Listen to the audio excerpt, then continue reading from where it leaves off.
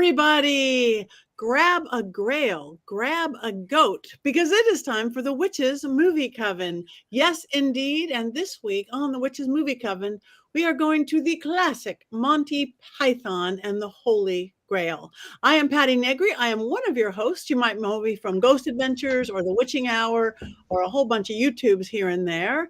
And this is my co-host, Jason Mankey, right here. I'll just hand it on to you because that's what we've been doing lately. I am Jason Mankey. I've written a lot of books, and also tomorrow is my birthday. So I'm going to be talking about myself a lot tonight, and I apologize in advance. Heather. Hi, I'm Heather Greene, and I am the author of Lights, Camera, Witchcraft, the definitive guide to all things witches and American movies. I'm also a journalist and a editor at Llewellyn Worldwide. Perfect. Courtney. That's me. I'm Courtney Buckley. I am Ghostbait on Scared and Alone, Salem Witch, and, excited to celebrate Jason's birthday. Mm-hmm. Happy birthday. Yay, happy birthday, Jason. And King Richard-Lael. That would be correct. I'm going to tell you this. I'm actually Lord Reverend Richard-Lael Lillard. Of course, I paid $50 for the Lord part, and I paid $50 for the Reverend part.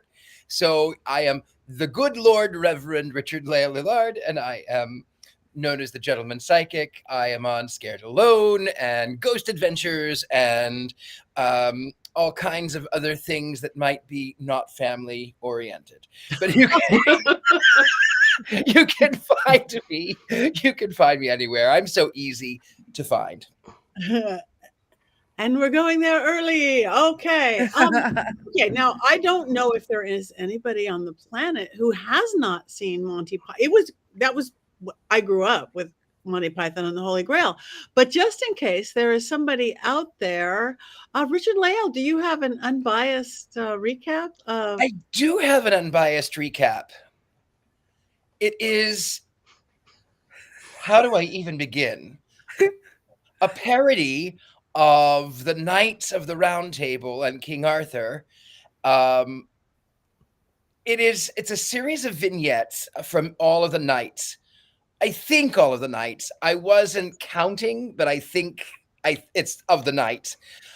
They go through on their quest to find, of course, the Holy Grail, and they're going through what later becomes England, and they encounter. There's a lot of quotable things. It's really hard to say because if I actually full on say, I might step on some of Courtney's quotes, so I'm not going to do that. Yeah, it's King Arthur, the Knights of the Round Table. They don't ride horses. They use coconuts.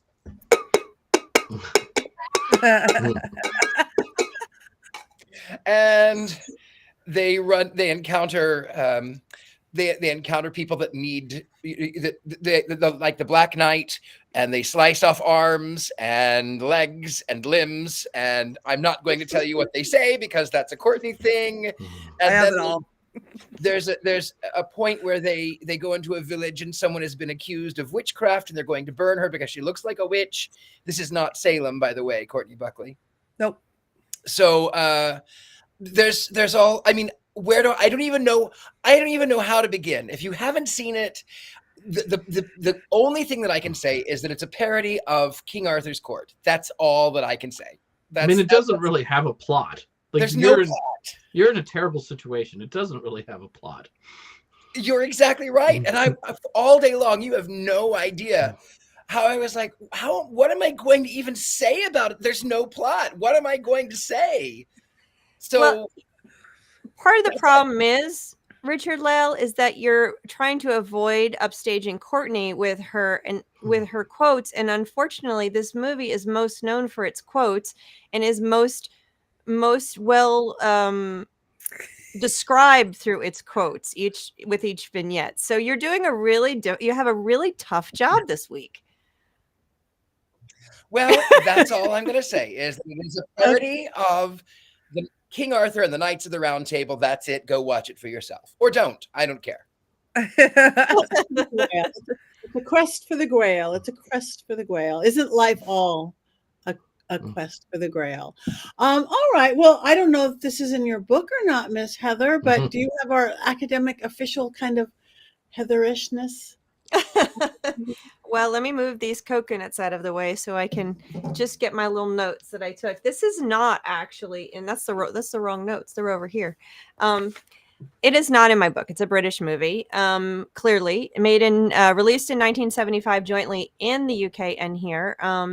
And you know, this is the first movie that the Monty Python crew did after their somewhat successful, bizarre, what is it, flying circus that they did.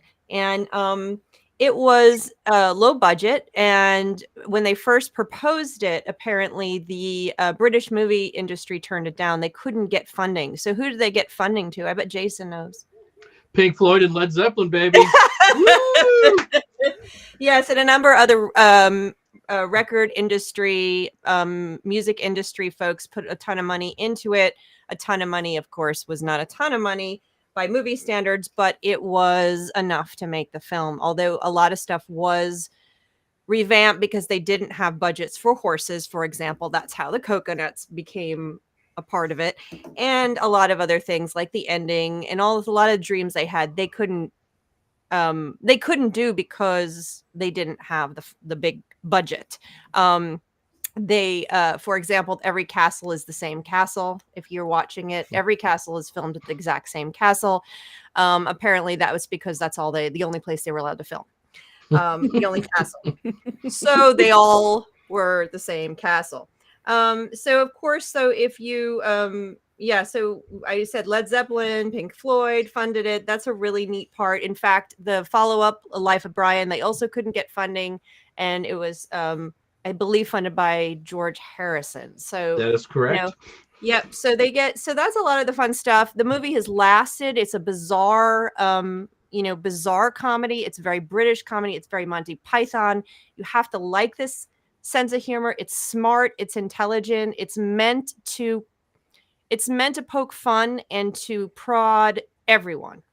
And it does a lot of that. There were some interesting things scenes they cut, which would have dated the film a little bit more. They would have been very current in 1975 and today wouldn't have worked as well. But mostly the film is timeless in a weird kind of way. And it's actually as a Broadway musical now. We have Spamalot on going on the stage. I have not seen it. I've actually kind of avoided it, but you know, and I think those are some of the big things, just to name the people in it: Eric Idle, Michael Palin, Graham Chapman, John Cleese, and then the directors Terry Gilliam and Terry Jones. And you might know that Terry Gilliam went on to do Brazil, if you've seen that, The Fisher King, 12 Monkeys. Those are some more prominent films that you might know of. Time Bandits. Which one? Time Bandits. Time Bandits. Oh, yeah, Time Bandits. Time right, Bandits that is one too. Yeah. Yeah, and of course Terry Jones did Life of Brian and The Meaning of Life, the other two Monty Python films that you might have heard of. And I won't tell you my opinions about any of them right now, but that's just a little piece. There were a lot of I know the film industry in Britain did do some censorship when it came out. They wanted them to cut some language down, cut some suggestive stuff to make sure it could be available to children. But mostly I actually saw a scene this time watching it that I hadn't seen before, which I thought was interesting, but that's for another discussion. But yeah, so it's become a classic. It will not go away. It won't, and that's so apropos to Monty Python. It just sits there laughing. Yes. So all I can say is thank goodness they did not have enough money for horses. It gets me every time they do the coconuts. Like I laugh every time. They each have their own little look about it, and and we won't say anything about swallows while we're doing this because we would be upstaging Courtney once again. I'm trying to see if I wrote the word swallows down. I don't think I did, but I. Do you want me to just do my quotes now so that we can all talk about it? Just get it. Yeah. Give your All quote. right. Full disclosure. Okay, I had never seen this movie. I had seen pieces of it. Hold on. I had seen pieces of it. I knew I was going to love it. I knew it was my kind of humor. I just had never sat down and watched the whole thing. It's an hour and a half long, and I was telling you guys before we came on, but I'll tell everyone else. Watched it for 2 hours and only got halfway through because I was so busy typing that I essentially realized I was writing the whole script out. So I only have quotes for the first half of the movie because that's as far as I got. Also, because I was laughing so hard, I was missing more quotes, so I had to keep pausing and laughing and whatever. So, the whole coconuts bit in the beginning, I was crying, and then when he said, "Are you suggesting coconuts migrate?"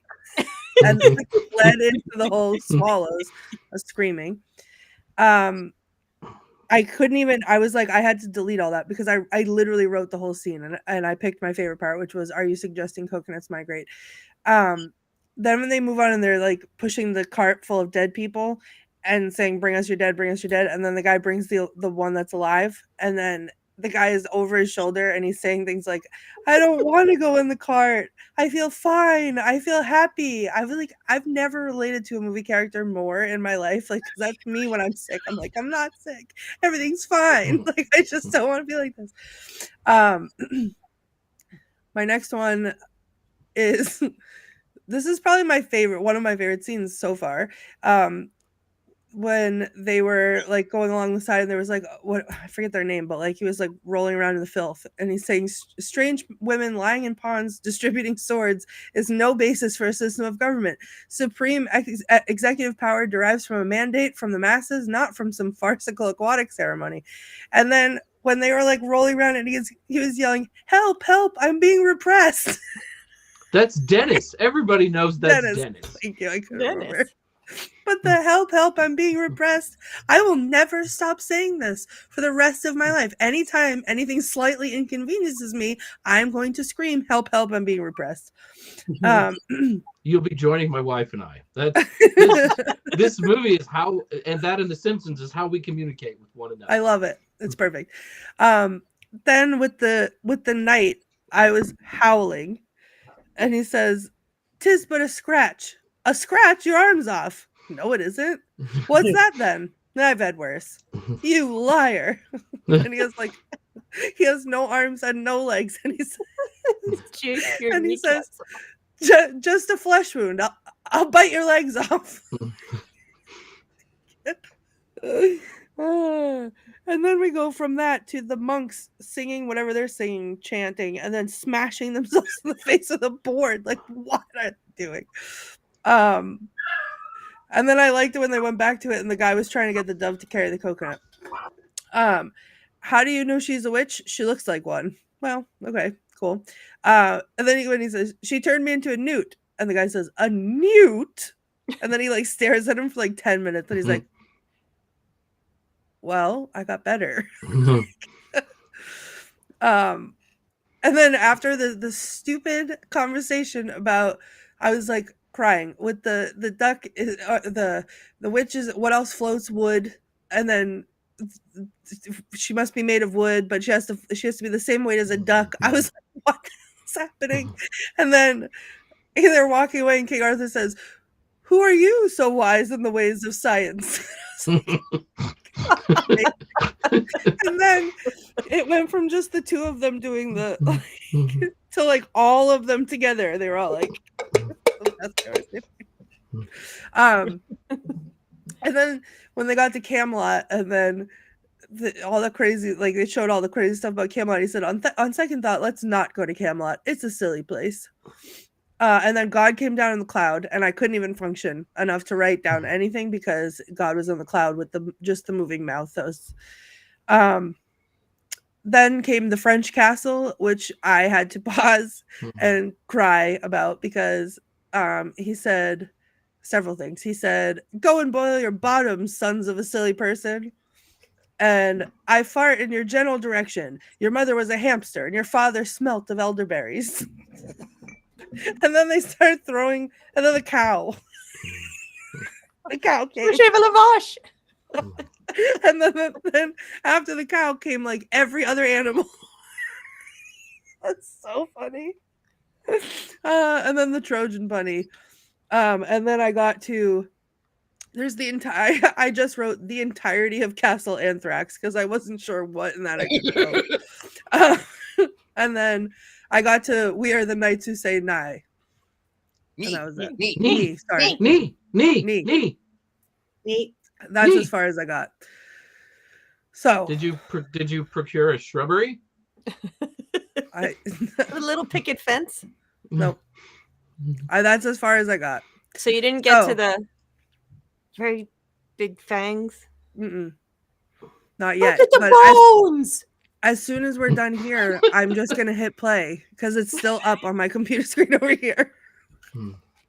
After this movie, I can never look at my rabbit again the same. Mhm. So that was, now feel free. No one's stealing my thunder. We can quote away. Okay. Jason feels like he can. Shoe were released.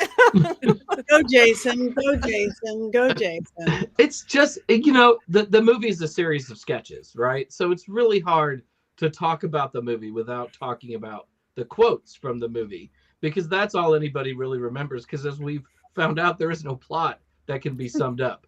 Knights go on quest for Grail, do other things instead, right? I mean, you want to talk about brave Sir Robin's, running away and run away. It's just, it's so intensely quotable.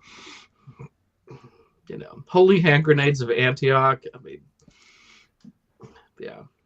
I don't know. I don't want to just repeat the quotes, but it's so hard to talk about without talking about those little scenes and saying some of those little things. Well, you can now that she's done her quotes, we can quote and talk about scenes because that's all there is to talk about. Yeah. I must say, I wish there was more music. I just love when they would break in, whether it's the monks hitting themselves or the silliness of Camelot. They were Or really the prince who has to marry the princess and sends the arrow. Yeah. No, you don't. That's a fun scene. The French scene where he does say yeah, I fought in your general direction. That actual was one of the things the British government film industry wanted to remove. They wanted them to remove that particular line for children, but they won the battle on that one. Thank goodness. And it's actually one of the most well-known quotes from the movie. So, yeah. I'm going to say Jason is going to turn his light off on this one. I've got it right here. I'm holding the light. I can stand it by the vignette. I can stand it by the lines. The little jokes are funny. I did not like watching the movie. I've never seen it before, and I will never watch it again because I did not enjoy having no plot. This gets the rare turnaround. Oh. I believe the word he used was unforgivable. But I'm gonna jump in here, Richard-Lael, because you're not alone, because it is an acquired taste. Monty Python's humor is not for everybody, and it's never been for everybody. It's their own thing, and you either go with it or you don't, and that's just the way it is with them. It's like, it's like almost all comedy. It's not meant, but it's an acquired taste. And I actually like The Life of Brian better than just as a whole, better than this movie. This movie is more well-known and more quoted probably, but I love to pieces The Life of Brian, and I will quote that movie as much randomly in my head or out loud as is appropriate. But most people won't pick those quotes up. Most people know this one more for whatever reason. I think Life of Brian is a little more charged, because of its topic. I will admit that when I started watching it yesterday, like I was on Netflix and it was like, do you want to start where you left off? Because I think we'd watched 45 minutes of it and then we're like, okay, let's do something else. Because it is a movie of vignettes and you can just put it on for 20 minutes and laugh really hard and then stop it and walk away. And it's not like a movie like Lord of the Rings or a Harry Potter film where you kind of feel like you have to get to the end, because there's really no ending to it. You can just enjoy little scenes, or you can just look up bits and watch them on YouTube, which I did again today because I was, we were going to talk about the movie because they're funny, but it is a lot to sit through. I'll admit that. To me, it's the words. It's how it's like you listen. This is not Shakespeare, of course. You listen to Shakespeare, you watch Shakespeare, and the flow of the words and the meaning and all this. That's how I am about Monty Python. Again, I grew up with them. I watched everything that they did. I listened. I remember having cassette tapes of Monty Python and knowing them word for word for word for word. And when I met my husband, 20 years ago now, he knew Monty Python word for word, not just quotes. I mean, bit after sketch. So to me, those vignettes are yes, they're just little vignettes and they don't fit together, but it's like it's non-Shakespeare.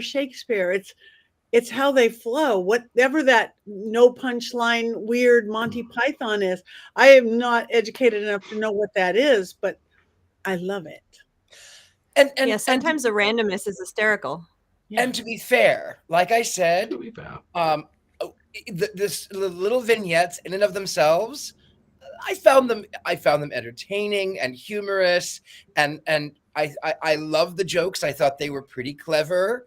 The coconuts, the no horses was funny. I fart in your general direction. 'Tis but a scratch. She looks like a witch. Individually, I go, okay, that was pretty clever. I like that. That was pretty good. I like that. But I think it was just an hour and a half of one thing after another with no direction. That's where I went. I 5 minutes. I can watch one scene, fine. But I all in one sitting, I did not enjoy it. It was and that's their thing. They came from the sketch comedy, and my absolute and I love like I said, Life of Brian, and have long enjoyed this one too, and also have not always watched the whole thing. And it is vignettes. I agree with all of them. But one of my favorite Monty Python vignettes is probably one of their most favorite ones, of course, is the Dead Parrot skit. And that's a perfect example of their comedy in its best form. That is what they do best right there. And if you haven't seen the Monty Python parrot sketch, you need to look it up. It is absolutely hysterical. It's brilliant. That one. It he is. was alive when you bought him. He's pushing up the daisies. that one, just every time I could watch that over and over. And I think they actually built a giant parrot in a park in London, I believe, to honor Monty Python. It was a bunch of years ago. There was like a giant dead parrot in the middle of a park in the UK to honor Monty Python. So it's that is a very good example of what they are really good at and what they were trying to do here in this movie and in Life of Brian to a degree too. Although I think Life of Brian had more of a story. I mean, it was Jesus. So, can I say something that may make everyone turn their lights off on me? Oh no. Oh yeah. I'm ready to go there. I like we could all be farting in your general direction if you're not I'm careful. Prepared for it. I immediately liked it because it reminded me a lot of Your Highness. Why am I not surprised? I am not surprised at all. I mean, obviously they're very different, but it's the stupidity. It's the same stupidity that makes me laugh like until tears come out. So and the questing, obviously. The questing. That's the questing. Right. Well, I mean, Monty Python has been so influential. Without Monty Python, there is no Saturday Night Live. The movie I originally wanted to do, Anchorman, which was not a witch movie at all, so we really couldn't do it, is a lot like this, and that it has no real plot. It's just a little series of bits and things. The Pythons have their fingers in so much of modern comedy. It's hard to watch a funny movie and not be reminded of something from Monty Python. And I also, as a kid, I loved PBS, and they would play the Monty Python. Was it the Flying Circus or something? Circus.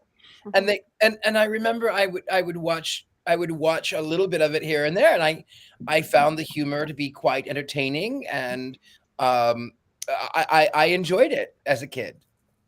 I mean, maybe my acquired taste has reverted. I don't know. Mhm. And I don't, but as much as we can, yes, they did have an influence in comedy, because you do have the sketch comedy, like you said, with Saturday Night Live. And, but it is, again, a British style humor, which not everybody here in the US might pick up on or enjoy as much as because there's a distinct sensibility to British humor, which is wry and dry, and does it. There's a lot of other shows that use it, and I haven't watched them. I think someone said Faulty Towers, Mhm. and what's the more recent one? I can't think of the name of it right now. But it is a distinct kind of humor, and I know a lot of people that don't like it, that just don't think it's funny. Even in bits and pieces, they don't think it's funny. They don't think the parrot sketch is funny, and then I just look at them and just. Those are the kind of people who like Cars, the movie Cars. Hey, I like you mean the animation movie Cars? I like the animation. Turn your light off. Cars. Wait, I gotta turn my light off. No, I'm gonna have to send you Jason. all these little lights you can turn on and off. We're gonna have to. It's great for expressing displeasure. I'm gonna turn this light on and then immediately off, Jason. Rude. I second that. I do have a confession to make, though. The first time I saw this movie, I did not like it. I was a very serious teenager, and we watched it in AP English class. And I was obsessed with Arthurian myth. We'd taken our AP exam, so we had nothing to do for 2 weeks. And I was very serious about my love of King Arthur. And I could not tolerate a spoof of King Arthur. So I put my nose down, or up. Perhaps I put my nose up at Monty Python and the Holy Grail, thinking that it was too lowbrow and stupid for me. And then 6 months later, once I got to college, had a beer and a girlfriend, I developed a sense of humor and fell in love with the movie. Well, maybe the that's first my time problem, I did not. Jason. What's that? Maybe that's my problem. Maybe that's my problem. Is now I'm a very serious teenager without a girlfriend. That's it. I think that's it. Solved it. I also want to comment on everybody, all these great comments we're getting in the chat room. And Goose is saying, as an Arthurian legend aficionado, feel the movie is hilarious. And lower down, we missed that one about how she could not get on hands. You couldn't believe the good detail that they really did do. Yes, they're spoofing it, but oh yeah, that's that night. Oh yeah, that's that night. So thank you guys for all these quotings in here. I must say that I grew up watching it from when I was a kid, but there was a bunch of middle years that I might have been high watching it. Changes it. It's a really good movie if you're high. I mean, this time I watched it completely straight. Me and the goat, and we Black Phillip watched it. But there's two different movies there, and they're both funny. And I think that if I had tried that, I would have probably died. I would have ended up in the hospital. I think sometime in college, though, I remember walking with a friend of mine across campus, and he said, you know what, Heather, there are two types of people in the world: those who get Monty Python and those who don't, and never the two shall mix. And I'll never forget that, because I thought it was so funny. And at the time, because really knowing the quotes kind of was like, it was like you're in the in crowd. Like someone would you're at a social thing, and someone would say a quote, and then people would laugh, and then you knew the people that didn't laugh had no clue, hadn't seen the movie, and it was kind of like one of those things. Definitely, I think one of our producers said the same thing in their experience as well, and so it really becomes that. Of course, it becomes a litmus test for certain crowds, probably, and I'm sure those people that don't watch it probably are would laugh at us liking it as well. So I'm sure I felt in your general direction. Exactly. They're the French ones and the anyway, so it was in my crowds anyway, in my theater crowds in college, and definitely everybody had watched this movie and people would quote it. offhand, and I have been quoting it here and there. My kids knew how to quote it and knew the quotes before they ever watched the movie. So they recognize the quotes, even if they didn't know what movie it came from. We have the same problem with the movie Airplane. But that's a I whole love Airplane. I do too. I love Airplane. I was always Yes. a bigger fan of Airplane 2. I've never seen it. I'm not okay. Wait a minute. Where's the light? Jason, you're pushing yourself this week. I felt like I could get away with anything tonight. That's why. Woo! Yeah, but Airplane is one of those quotable movies too. And between that one and Monty Python, it could wear you out all day. We could have half the day being just quotes from those two movies in this house. We could. I loved it. From Airplane, the little kid who played the little kid in Airplane was a friend of mine. I was top of the world because that was a friend of mine, the little kid from Airplane. Oh my goodness. I'm gonna reserve quotes because immediately they start flooding my brain. As soon as you say that, Richard-Lael probably has the same quotes in his head right now. That's how I feel hearing Jason mention Anchorman, because Anchorman, Step Brothers, those were the ones that Borat, unfortunately, but Borat, I couldn't. There was no words that were my own because I just spoke in movie quotes of those movies. That's true. Off topic, I am going to go into Borat for like a 30-second little diatribe here. That is a very much acquired taste, and I do not like Borat, but only more for personal reasons. So on a personal note, I happen to have started playing Freddie Mercury. And I grew out a mustache, and I had gone from people going, wow, you're really beautiful. And I had blonde hair, and then I had the mustache. And then I started playing Freddie Mercury, like on the stage and in Vegas. And I went from people going, wow, you're kind of cute, you're beautiful, to they would come up to me and say, my name is Borat.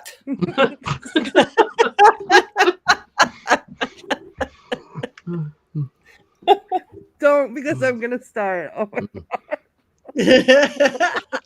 So on a very personal level, Borat is on my very last nerve. I still haven't gotten over it 20 years later. When I say that, my wife and I talk in these quotes. We were driving somewhere, and this group had arranged for us to be taken by a different, like by a driver. Like, she was going to the same place. We were going to hitch a ride with her. And we found out the next day that she thought we were the snobbiest people in the world because apparently we probably talked in our movie quotes, Simpsons quotes language, and she couldn't find a way into that. And it wasn't like it was mean. It's just, how we talk to each other by quoting these movies and stuff, like when, Anchorman, when Ari's like, your hair looks stupid. That's a line from the movie, and we're just pretending to fight with each other. But that's how we communicate, and people think that we're snobs because of it, which is very sad. Very nice. Yeah. Very nice. See, I saw what you did there, Courtney. Yeah, very nice. I had to. It was like a compulsion. It had to come out because Richard-Lael did it. And that's what all of these movies we're talking about are. They create these compulsions. You just have to say it. You can't not. There's just these places where, you just are sitting there, and it's probably Jason and his wife are constantly, because they're feeding off of each other.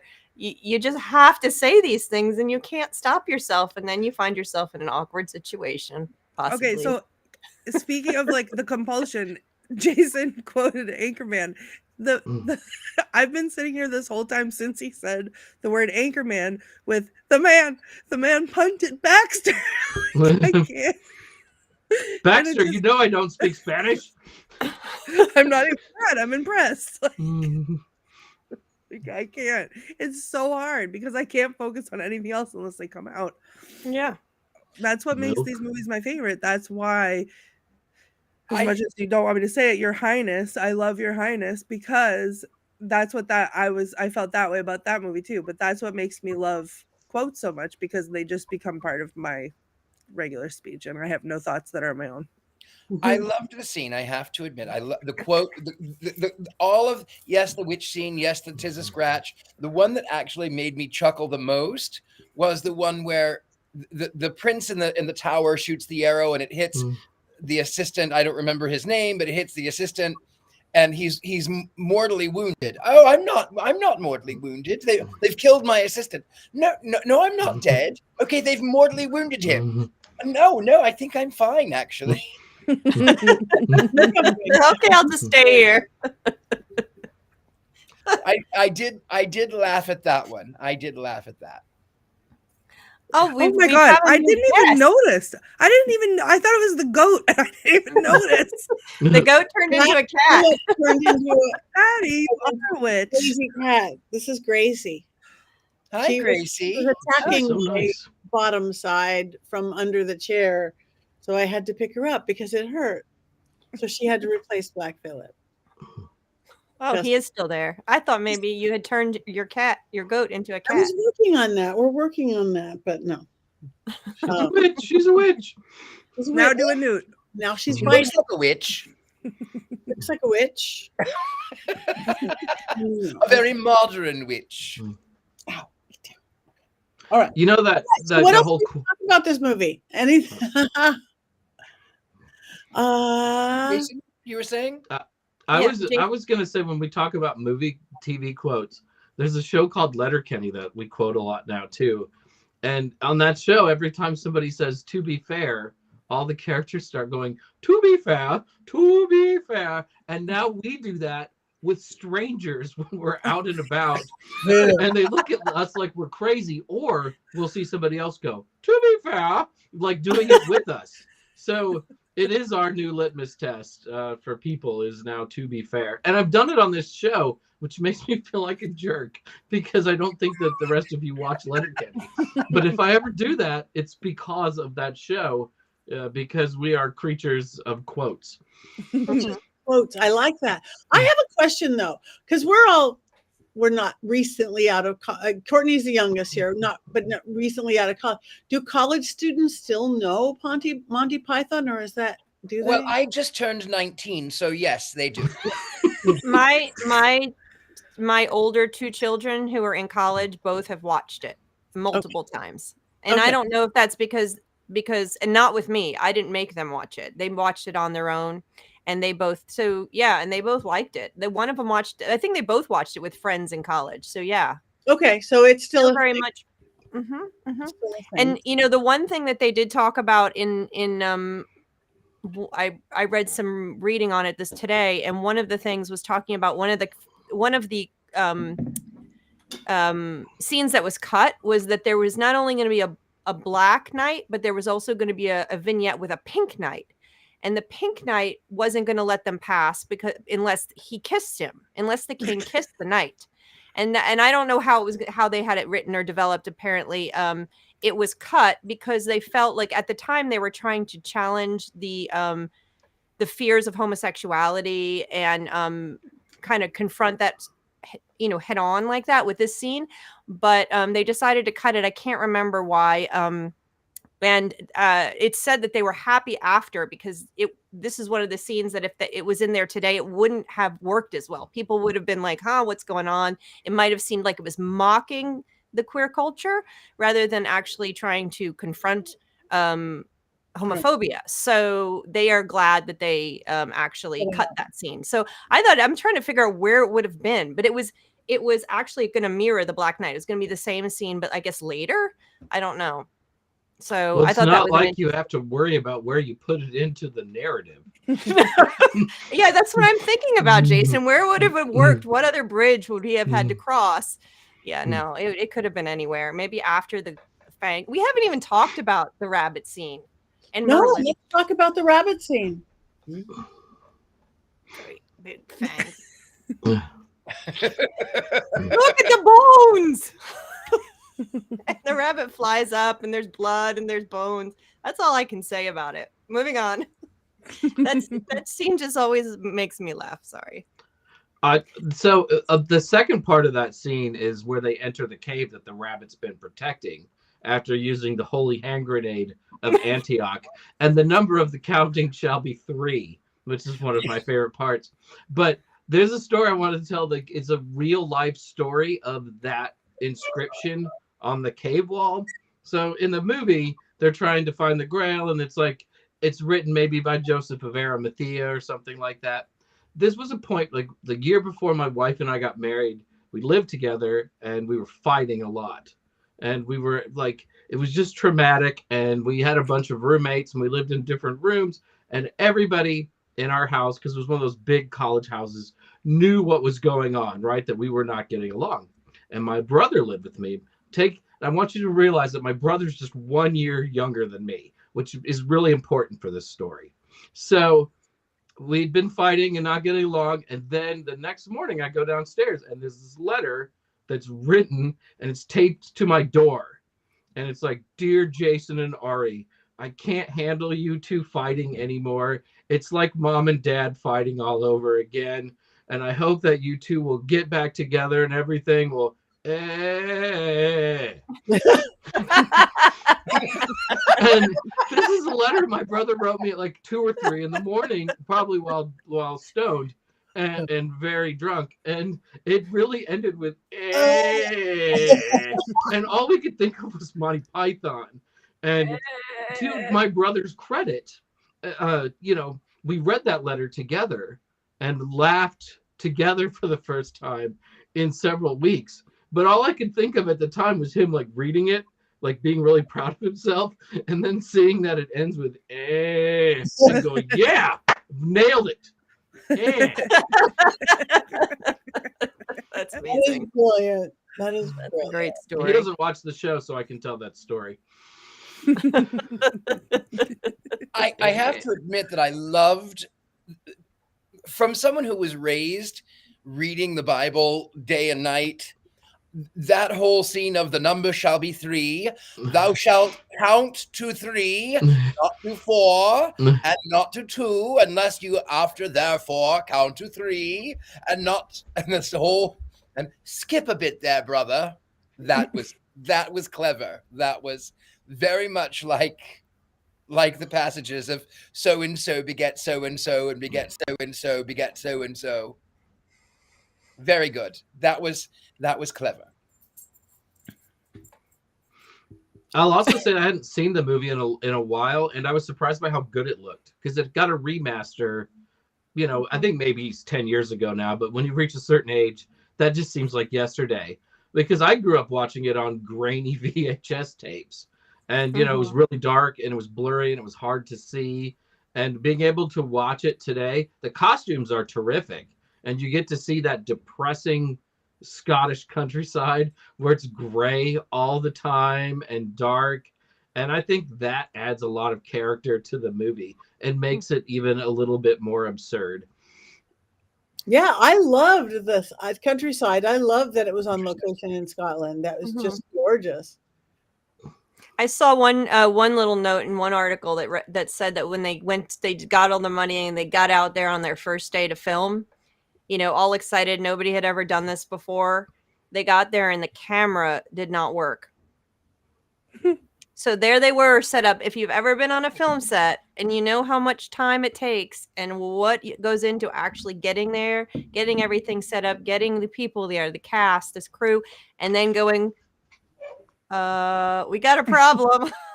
I was like, oh my goodness, that's a great way to start the movie. So that's a great comedy of errors right there to start a sketch comedy movie like this. And what's even funnier is a big crew, a cast, they're on the countryside and they have a camera. Right. That's what 19 said one camera. A camera, B camera, C camera. Okay. No. One camera. They had one camera. I also don't know if it was, I can't remember if it was just the sound that didn't work, and so they couldn't record the sound, or if it was both. I can't remember what the article said right now, but it wasn't working, so they couldn't film. And then they had to go find a camera. I also love the little animations in between. When they were doing the trumpets, and then all of a sudden they were trumpeting out their butts. I screamed. And then when the monks were jumping off the thing, and then the one monk jumped too far and then got flipped over to the other lady and then was upside down with his butt out. There was so many cartoon butts, and I was excited by everyone. That's all Terry Very Gilliam Monty too. Python. Yeah, that's what he was brought in to do. He's the one American in the cast, Terry Gilliam. If you don't know Monty Python, Courtney, you are going to have to look at some of the old different Monty Pythons. Yeah. Cartoons, Very all clear. Watch Life of Brian. It is brilliant. It's brilliant. It's Easter. It's mandatory Easter watching. Yeah.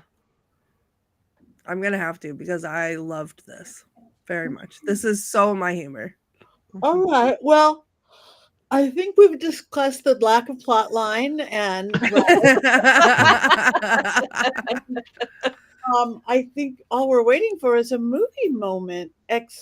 Jason Mankey. Oh, Light back on. Oh, there he is. all right. Your mother was a hamster, and your father smelt of elderberries. You can't expect to wield supreme executive power just because some watery tart threw a sword at you. Strange women lying in ponds distributing swords is no basis for a system of government. Supreme executive power derives from a mandate of the masses, not from some farcical aquatic ceremony. I got better. I'm not dead. None shall pass. 'Tis but a scratch. The scratch your arm's off. No, it isn't. What's that then? I've had worse. Just a flesh wound. What are you going to do? Bleed on me? Monty Python and the Holy Grail is the most intensely quotable movie in the history of cinema. And every time they bang those damn coconuts together, I can't help but laugh. Is there anything funnier than this movie? Most likely not. But what if I told you that Holy Grail was actually a documentary starring a group of rogue Renaissance fair actors on some really bad acid, and that the film documents over 24 murders? That's what drugs will do to you, kids. Make you dress up like a medieval knight and kill people. A flesh wound? Not quite. The Black Knight lost more than 4 appendages that day. He also lost over 2 gallons of blood. And most importantly, his life. We howl in laughter, but an innocent Renaissance fair performer dies in that scene. And due to having glued his helmet onto his head, he's never been identified. Though unintended, Holy Grail is also a testament to the horrible effects of drugs and alcohol. Did you know that when you are high, even the sweetest, kindest animal can turn into a blood-sucking killer? A person has to take a lot of drugs to upset a rabbit so much that it will kill a man. But that's what those Monty Python idiots did while making their movie.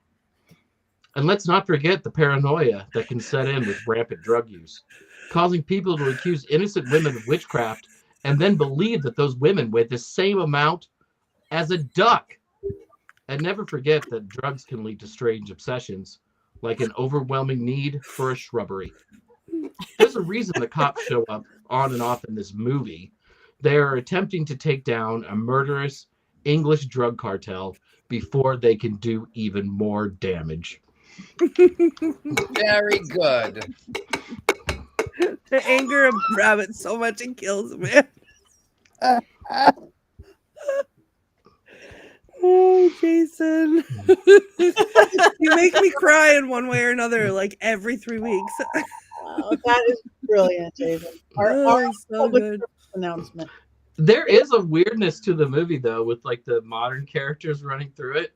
And every time I watch, I can't help but think that there are just these people like running around a forest pretending they're King Arthur or whatever, right? And the whole movie is just sort of a parody of crazy people running around thinking that they're the Knights of the Round Table, you know, and that's why it ends like it does.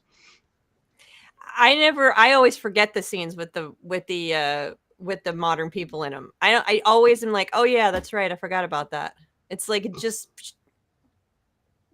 it's that plotless thing going on again, I guess. And Yeah. it just flashes in and flashes out, no explanations. Flashes in and flashes out, no explanation.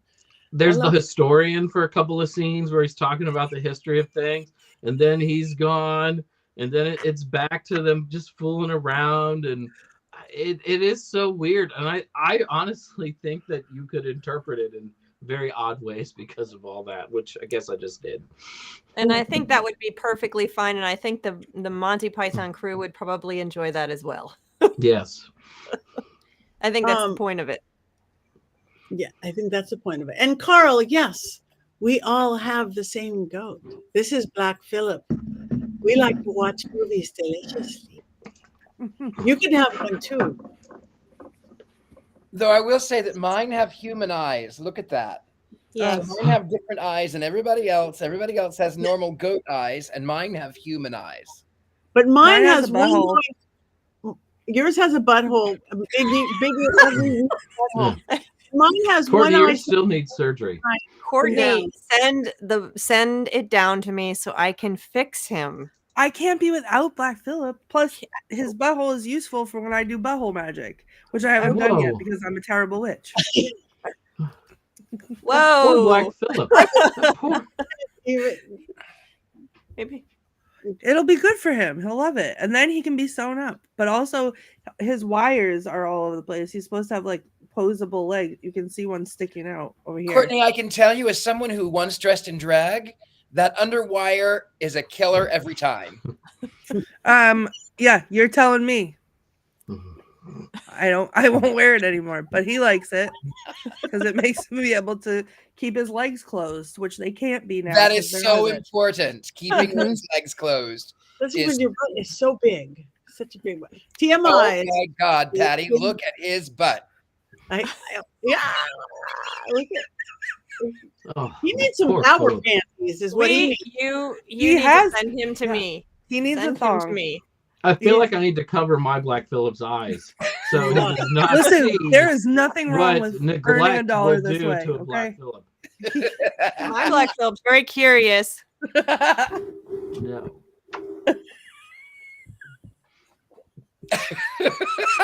my Black Phillip eyes. This is one reason I love my husband. He fixes everything wrong.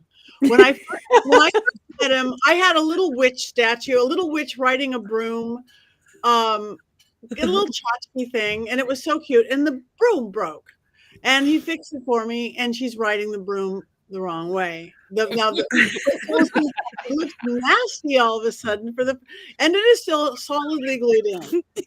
Our 20 years together, the last thing he fixed was Black Phillip's eye was eaten out of by some little dachshund. He fixed it for me. One goes up, one goes down. No comprehension, no awareness. That's why I love him. Perfect. Oh, yes, write a song, Carl Franklin. The Black Goat Cult. Make sure you talk about mine is the only one with a butthole in the song. And Courtney's goat's butthole is split wide open. Yes, Yep. perfect. That's what- Courtney, you don't even have a dog, do you? No, it just split by itself because first it was a small like where it was just like this little butthole part. That's why I used to call it a butthole, and then everything went to you know where. It's probably Is not it- a doll. He's had a whole C-section. It looks like. Yeah. Well, he used to stand like this. Where's his butt? He used to stand like this, and now his legs just go out like this because he's promiscuous and he likes it that way. So I don't know. I will never let that happen to you. As Anyway, I said, you send him down here. I will fix his underwire, and I will take care of his butthole. Okay, but here's the deal. He needs like little like if he's gonna be sewn on his butthole, then he needs an actual butthole forever, so I can remember it. We can talk about it. Maybe horns. We can include some horns as well and stuff. Okay. This is not Cats. The music All right. is not Cats. So I need the butthole cut of Cats the Musical. and yet we digress. Is it time to vote?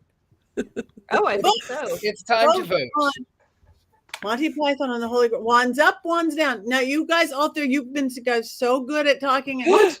Up, Stupid, Put it down. stupid Rail. apple. Come on. Deep rail. Wands. Oh. Oh, Robert Hicks. Wands Robert neutral. Hicks. Pushing it. Oh, Look now at that's Richard-Lael. our favorite goat. That's good. One's up. One's up. Come on, everybody, vote away. 2 ones up for John. Yay. Super up for Lisa. All right. A sideways. How did Lisa get fireworks? Oh, halfway up is Haley. Okay. Mary Jane, one's up. All right. So we have more ones up than down. But you have to watch it. And you have to watch the rest of it, Courtney. I immediately after we're done here, it's happening. Oh. And then you have to text me the whole time you're watching it. I will telling text you you what the you whole left. script. Yeah, I'll text you the whole script. All right. What are we watching next week? Do we know? We are watching The Pale Blue Eye. The pale Ooh. blue. I have no idea what that is. 2022, 2023. It's a recent movie, and it's got a little magic in it. It's on Netflix for anyone. It's a Netflix original movie. Pale Blue Eye on Netflix. Okay. Does anybody have anything coming up? We have just a couple minutes left. I think tomorrow's a special day that we might want to mention again. Mm-hmm. Oh yeah. One they don't not do birthday. Tomorrow is Doreen Valiente's birthday, the mother of modern witchcraft, who wrote the Charge of the Goddess. Once in a month, and better it be when the moon is full, there ye shall assemble in some secret place and adore the spirit of me, who is queen of all the witches. Her birthday is January 4th. And Someone is also else's. mine. Yeah. And someone else is January 4th. So Yeah. happy birthday. I really want to sing to Jason, but we've been I know we instructed can't. No, it was awful. We'll just say Yeah. happy birthday because we don't want to spit out the dirge. Happy birthday. Happy birthday, Jason. Happy birthday. Happy birthday. Happy birthday. Oh, wait, I don't wait, I've got it.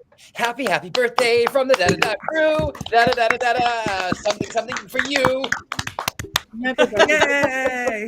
They say it's your birthday. Ba-da-da-da-da. We don't own that one. We can't. That's Yeah. copyrighted. That could get us in big trouble. That's why we only did half a line to that. Anyway, does anybody having coming up in the next couple weeks? I'm going to be in Virginia. I'm going to be at Hanover Tavern Paracon in Virginia. Lots of cool kids are coming. Rob Thompson, who's on here tonight, he's going to be there. We're going to be doing a mediumship gallery together. All sorts of cool kids. So if you're anywhere near there or want to or can be, join us. It's all on my social media. It's on my website. Anybody else traveling in January? 2 weeks from tonight, I'm going to be in LA, and I'm going to get to hang out with Patti, and I'm going to get to hang out with our producers, Rob and Christine. So super excited about that. But that, I'm so jealous. I know. Mhm. West is the best. West is the best. West is the best. All right. Nobody else. Okay. I have something. Just to plug University of Magicus. I'm at University of Magicus, of course. I'll be teaching there. I do teach there. You teach there. We have a lot of teachers, a lot of different things. So I'll be there. And then also, if you happen to be in New Orleans, so coming up the 13th of February is, in fact, Mardi Gras. And then the 14th is Valentine's Day. And come to New Orleans, get a reading from me. I will be naked. Just thought I'd throw that out there. Well, now I'm making some plans, baby. Naked in New Orleans. Everybody join. We're all going. I'm booking my flight. Yeah. Get on that room. Speaking of Valentine's, everything just fell off my desk. Speaking of Valentine's, the LA Valentine's, non-Valentine's ball at the Mayan is February 18th, 19th weekend. All sorts. Look at you, Jason. You're the only one who can make that happen. See, Yeah. none of it happens. Nope. Magic. Also, speaking of Valentine's Day, our annual anti-Valentine's Day tour in Salem is coming up. Stories of love gone wrong in Salem, the best way to celebrate the worst holiday. So the tickets are on sale now at salemghosttours.com. Okay, so go to Salem, go to New Orleans, go to Los Angeles, see Jason, see me, see Heather, see Richard-Lael, see Courtney. Get a goat, get a cat, take the cat. It is that time. So do we neat or do we cackle? I feel like we should try. Neat. Oh. Neat. Knee. I think we should knee. Neat and Good try. night. I'm ready. Neat and trot. Okay, 1, 2, 3. Knee. Knee. Knee. Knee. Knee. Knee. Knee. Knee. Oh, that's nice to say.